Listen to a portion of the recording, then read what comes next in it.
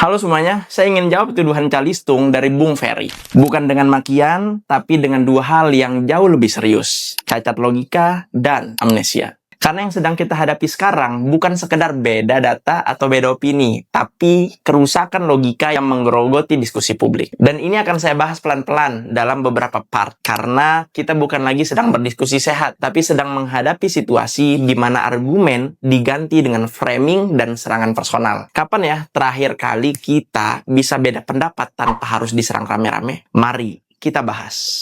Pertama, saya heran ya, saya nggak pernah nyebut nama Ferry Irwandi di video saya. Nggak tag dia, nggak bahas dia, apalagi nyerang personal. Saya cuma bahas data USDA dan prosedur impor yang dilarang. Tapi apa yang terjadi? Yang dihajar justru saya, akun saya, istri saya, anak saya baru 1 tahun dimaki-maki juga, didoain yang enggak-enggak, bahkan sampai klien kantor saya, anak-anak kantor, dan yang paling parah, kiai atau tuan guru saya. Kalau kita ingin membangun diskusi yang saling menghormati, itu seharusnya berlaku dua arah, bukan menyerang personal, apalagi atas dasar asumsi. Kedua, Bung Ferry bilang di akhir video kira-kira begini.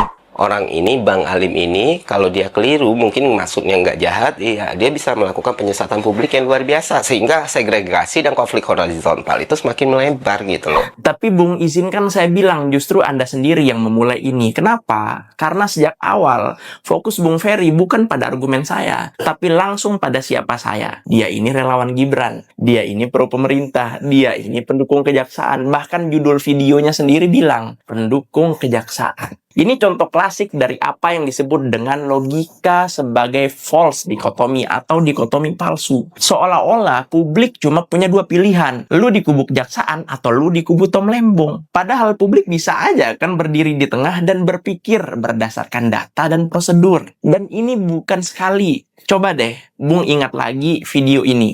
Kalau lu nggak suka Anies Baswedan dan lu pengen dia nggak makin kuat, dia nggak makin mendapatkan simpati, dan dia nggak jadi the next presiden Indonesia, maka harusnya lu nggak mendukung Tom Lembong untuk dipenjara.